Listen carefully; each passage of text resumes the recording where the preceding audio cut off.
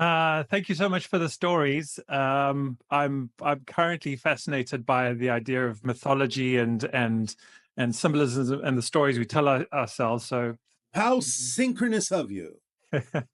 um, and to that point, one of the things that I realized, even through the stories you've told us now and others, is that being able to have a vocabulary of how to understand these stories is, I think, a part of this process. We often see these stories at face value and not fully understand the underlying meaning, or how we can draw meaning out of it in order to use it in a positive way. Absolutely.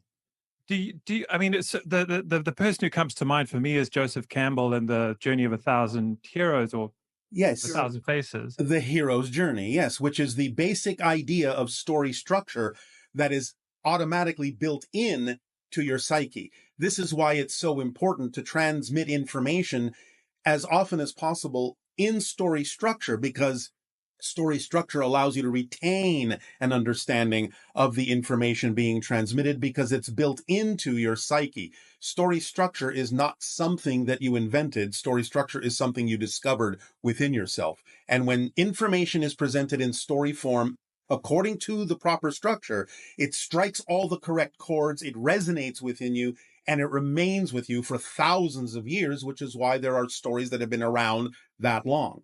But when it is missed, when that story structure is missed, when a component is overlooked, everyone knows the story doesn't quite feel right. It doesn't quite resonate. And therefore, that information isn't retained as well as that which hits all the story structure chords. It's a very important structure within your consciousness.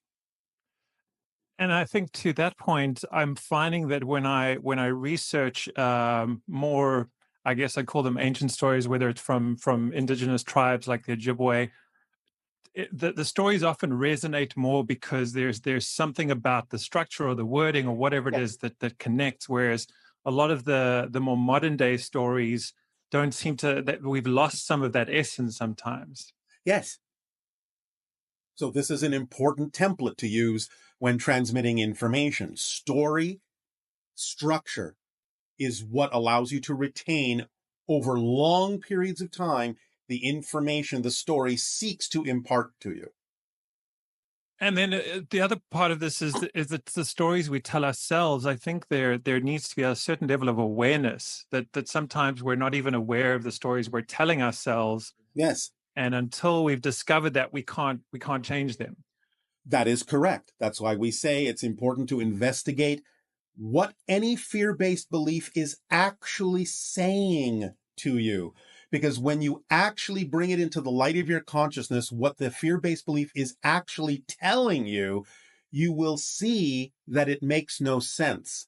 You will see that it is using story structure to get you to resonate to what it's saying, but you will also at the same time recognize when you bring what it's saying into the light of your consciousness that a lot of the information it is transmitting using story structure is actually false.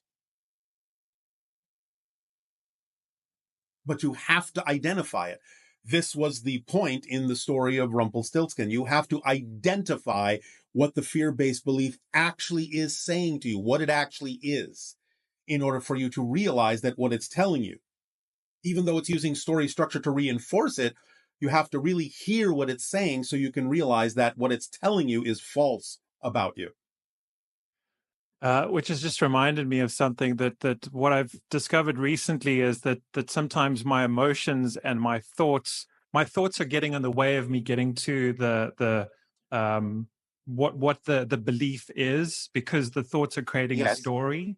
But that's what the belief does. You see, belief comes first and it generates emotions, thoughts, behaviors, and experiences in that order.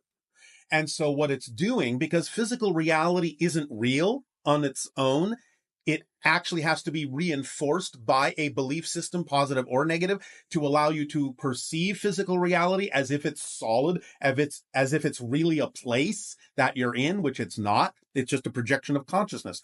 So the tools that beliefs use are the generation of emotion, so it feels real, what they're telling you, and thoughts so that you think about it and reinforce the reality. and make it sound factual, and behaviors, so that when you then behave as you feel and think, you get the reflective experience back that reinforces the idea of what the belief system, whether positive or negative, is actually telling you. That's why you have to be able to see and discern clearly what the belief is telling you in order to change the belief, because all beliefs have to use the emotions, thoughts, and behaviors and experiences to reinforce themselves in order to make it seem as if you're actually in a real reality, which you're not. Thank you. Um, Does that help? it does help a lot. Thank you. Yes. The belief is the blueprint of your reality experience. The emotions are the builders. The thoughts are the building materials. The behaviors are the way in which the builders assemble the reality. And of course, the experience is the reflection of living in that building that they built. But if there's something off kilter, you always have to trace that back to the blueprint to see what is out of alignment in the blueprint, and then change that so that the builders and the building materials and the style of building are all in alignment with the kind of house that you prefer to live in as an experience. Always go back to the blueprint. Always go back to the belief. When you have experiences you don't prefer, behaviors you don't prefer, thoughts you don't prefer, emotions you don't prefer, own them, because you're choosing to create them by buying into a certain belief. But you can also know that you can trace them all back to something you must believe is true in order to be having those emotions, those thoughts, and those behaviors in that experience, because they don't exist in a vacuum on their own. There has to be something you believe to be true first before you can feel, think, or behave in any way, shape, or form, or have any kind of a reflective experience. Make sense? Yes, Does that help? it does. All right. Anything else? I'd like to talk a little bit about frequencies and resonance. And I think some of the things you've already mentioned might also fit in as we go. Yes. So you mentioned in a transmission recently that this idea of the 11th harmonic and how it could break down viruses or cancer cells or bacterias. Yes. And initially, I did some research. I found these amazing videos where I saw this happening, but I thought that the idea of an 11th harmonic seemed like a strange relationship, and so I wondered if is there something there to do with the golden ratio to the power of 5, or am I missing the mark completely? No, you are sort of on target. There's a little bit more that needs to be discovered by you to understand all the nuances of it, but you're generally going in the right direction. Okay. Because from what I'm understanding about this is it's about the relationship between one frequency and another and the Yes. resonance of those frequencies. Yes. Okay. So then based on that as well, following along this research, it turned out that the COVID virus in general seemed to be about 300,000 hertz was what was the 11th harmonic frequency. Um, and I remember you mentioning that people have a signature frequency between 150,000 and 300,000. Is that correct? It's a little bit different what we're referring to than what you're discovering in your reality, though there are connections between it. But the kind of frequency resonance signatures that we give to many of you are a kind of thing that your science doesn't know about yet. Okay. So I'm mixing up two ideas there that I Yes. shouldn't be connecting. Yes. Okay. Um, well, then, on that note, because I know that you've mentioned as well that the society people are experiencing time, I think, 10 times faster than we are, and Yes. I would think then also it means that the frequencies that you're experiencing or resonating at are 10 times higher. And I Yes. wondered if Not exactly in the way, again, we give you those frequencies, but yes. Remember, in general, we are saying that 333,000 cycles per second of the kind of frequency, of the kind of energy we're talking about, is the borderline between physical and non-physical reality. This is a different scale of things that we're talking about here. okay, so what I should be exploring or researching is the kind of frequencies. If I want to better understand what I'm looking at, I need to better understand that aspect of it.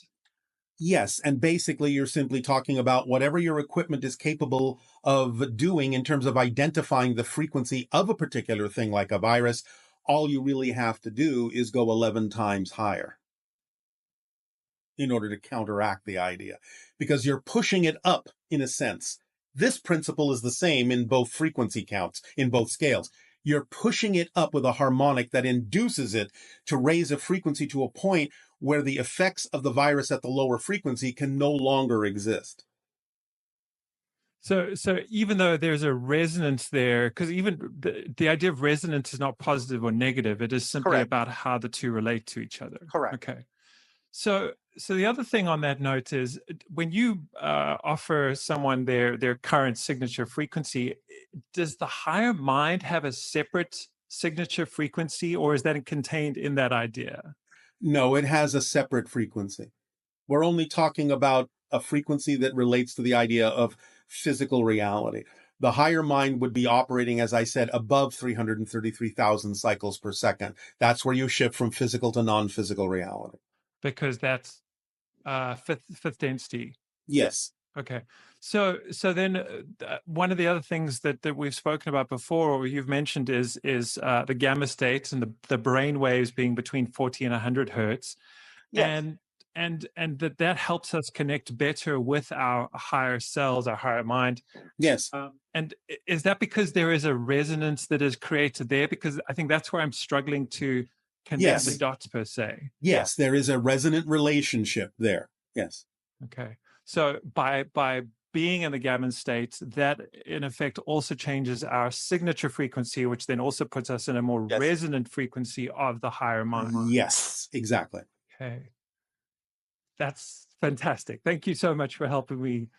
It is our passion and our pleasure. Thank you. Um, and then if I may, a couple more things. So you've kind of already touched on this, but it also means that lower frequencies aren't necessarily negative. They just might be No. dissonant to a free for.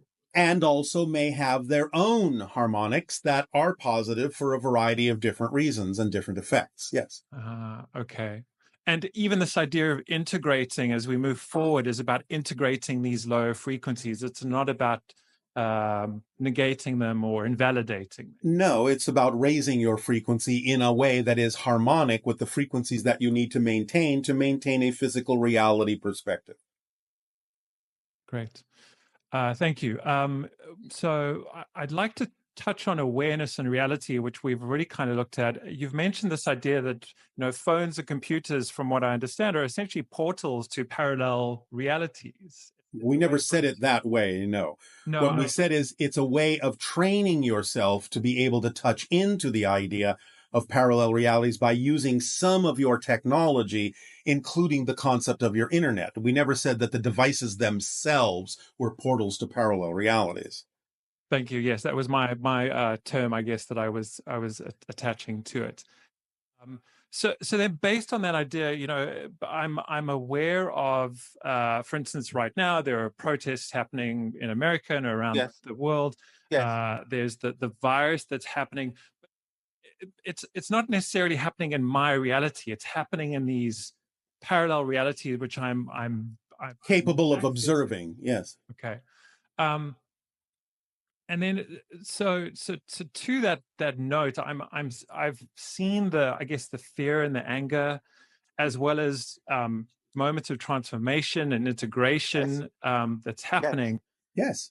It's all happening now to give everyone the opportunity to see all the choices and to be able to really choose the vibration they prefer and act accordingly, so that over time you can continue to experience only the reflections of the reality you prefer. But for a while, you will still be able to observe all the different choices that people are making, but that doesn't mean you're being affected by them in any negative way that you don't prefer to be.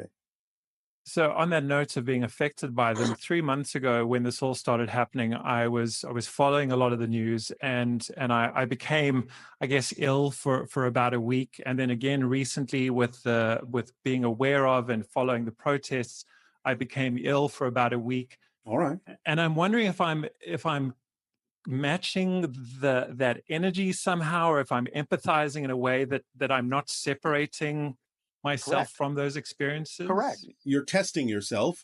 You are feeling out the resonances to see what you do and don't prefer. Okay. And thank you for reminding me that as long as I stay in a positive state, which I did the first time around, and again now, I'm finding that it's also transforming a lot quicker. I don't Of see course. it as a negative experience. It's just that I'm experiencing it, and then I get to choose whether it's positive or negative. For you, yes. That doesn't mean you don't necessarily recognize when someone takes a negative action. It's not a denial of whether a particular act is positive or negative, but it's simply the ability to recognize that even though someone else may act out of negativity in a certain way, that doesn't mean that you can't transform it into a positive result for yourself. Yeah. I do feel that I'm not necessarily experiencing the fear of the anger, but I'm experiencing it through those people, or I can attach with what they might You be. are observing, and you can, through your own history and experience, relate. But again, that doesn't mean you have to necessarily choose to match that frequency in the reality that you prefer to be in. Does that help? It does. I have one more thing. Let me pick one and actually stick to it. So I've noticed that in, I don't know, the last 3 or 4 months, I've been meditating quite consistently, and when I do, I get the sensation just in front of my forehead or around my forehead. I'm actually feeling it right now. Yeah. I'm likening it to something like my third eye opening up, or Yes. um, Yes. So, and well, I guess I'm trying to figure out how to use that experience, or use what is happening. Well, what state of being does it put you in? Does it put you in a state of being using that permission slip that you prefer to be in? It does. Then act from that state of being. You know what it feels like. So know that anytime you reflect on or remember what that felt like when you did it, you're in that state of being again, even if it doesn't feel the same. So use it as a guiding mechanism in that way to put yourself in the state of being you prefer to be in, and then take the actions in your life on your passion from that state of being. Okay, so You'll be it's more aligned. my permission slip to switch into that state and then act from that yes. state Yes, whenever yes, I yes, yes, choose to. yes. It's just a physical Yes. representation. Yes. Okay. And you're doing it through the idea of the third eye because that helps you see things more clearly. Bashar, as always, thank you so much. I really appreciate your time, and much love to Again, everyone. it is our passion and our pleasure. Thank you for the co-creation of the interaction. Good day.